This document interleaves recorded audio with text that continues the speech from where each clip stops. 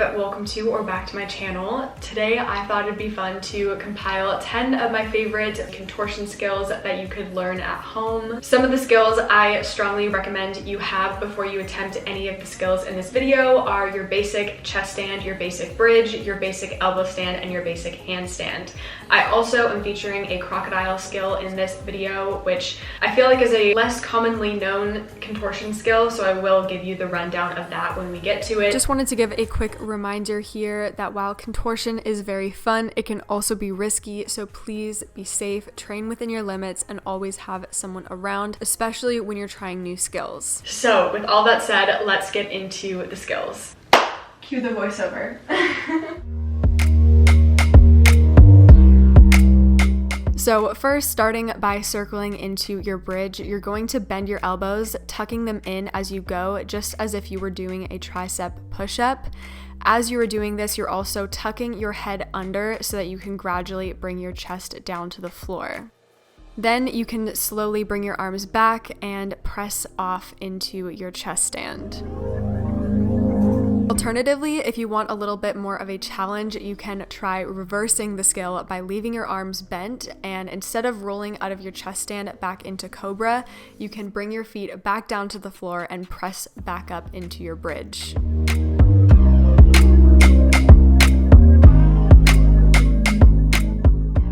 For this skill, you're just going to start by getting into your chest stand however way you prefer, and bending your elbows, you're going to just test your balance a little bit by lifting off one arm at a time.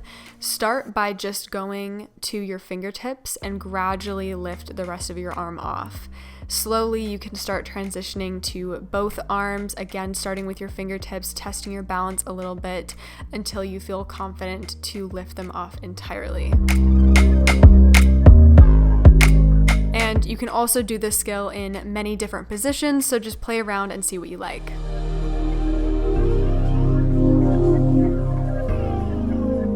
This one I actually recommend doing at the wall first, so let's do that and then we will move it into the center. Start by pressing into your chest stand and bringing your feet down to about a 90-degree angle. You're probably going to have to play around with the height, but just see what feels best for you.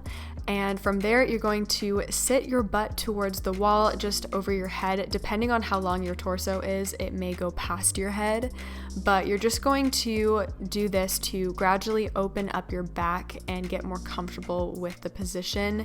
Feel free to also bring your elbows in to make it a little bit more intense.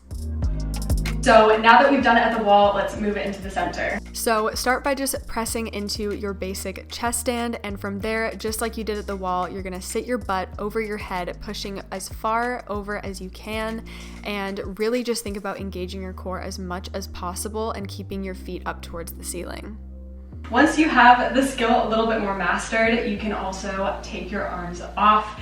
This I actually had in one of my old routines, and it looks so cool. I'm gonna say this with every skill, but it just does. So this one, when you're first learning it, it's actually so much easier to learn on your back instead of upside down in a chest stand. So let's do that first. Okay, throwback to when you were younger and you would do candlestick all the time to see how long you could hold it. Anyway, start by just going toe to knee. You're going to go into a split and then switch the bend, so other toe to knee, then go back into your other split and continue switching back and forth. It's kind of like riding a bike, just very lengthened and obviously with pointed toes. So it looks a lot prettier, but I just recommend doing this for as long as you can. Just really get a feel for the pattern and eventually it will stick. So just keep practicing. Moving into your chest stand, we're going to do the exact same thing. So start by going toe to knee, going into a split, switch the bend, toe to knee, split, switch the bend, toe to knee, split, switch the bend. You can see I'm moving through the positions quite quickly, and it really starts to look like you are kind of prancing or running or riding a bike, however you look at it. My throat is bright red and my shoulders are bright red. Great.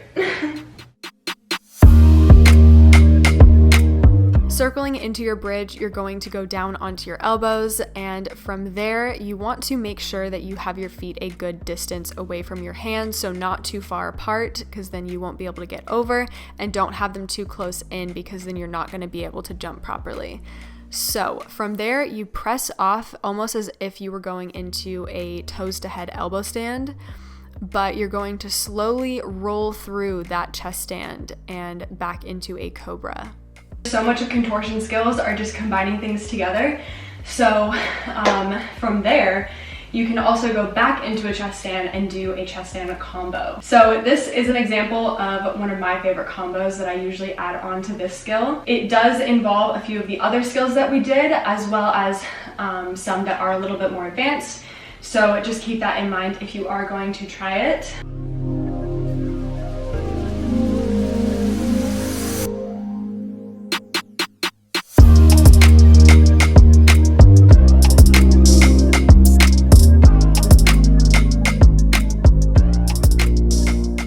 In your crocodile, your hips are always going to be rotated 90 degrees away from your audience, so then you are on a side angle. Then you're going to place one elbow just on the inside of your hip bone and the other one extended out to the side of you for support. From there, slowly extend your legs into your crocodile. Here you can see I am testing my balance by lifting one arm off. This one looks so cool when you're on contortion rods.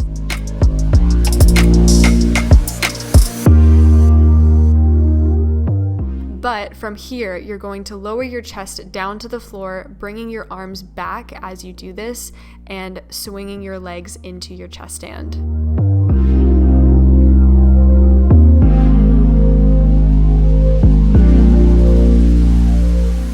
So starting in a elbow bridge, you're gonna bring one leg in and hold your ankle. I'm on demi point, so I'm also holding the arch of my foot instead. But from there, you just extend one leg into a double stag, or you can go into a single stag as a just different position. You can also go into this skill by lowering from a double stag elbow stand into the ankle grab. This is just another cool entry that you could try. And also make sure to do your other leg to test your balance on the other side.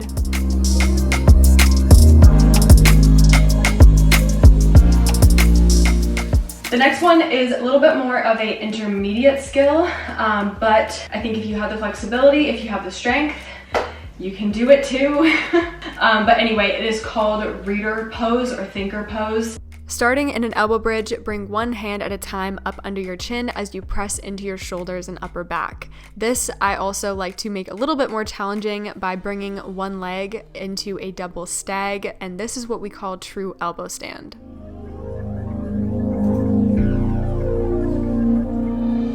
Okay, so the last skill that I'm going to share with you in this video is called helicopter, and it's basically just a combo in elbow stand, but you can also do it in handstand. Here you're going to kick up into a double stag elbow stand and extend your legs into that split. You can see here I am very limited on space, so my foot is flexed, but your foot should definitely be pointed to extend your line, but you rotate through straddle into your other split and back into double stag. Here is the same skill from the other angle, just so that you can get a better idea of the positions as I move through them. When you're in your straddle, make sure that you try to tuck your hips under to just make the line a little bit better, and it also helps you hold it longer. So those are all the skills for today. I really hope you enjoyed learning these and doing these along with me. Let me know if you want to see more videos like this. If you did enjoy it, make sure to give it a thumbs up and subscribe. You can also follow me on Instagram and TikTok at genevieve.mason. And with all that said, I hope you're doing well, and I will talk to you soon. Bye!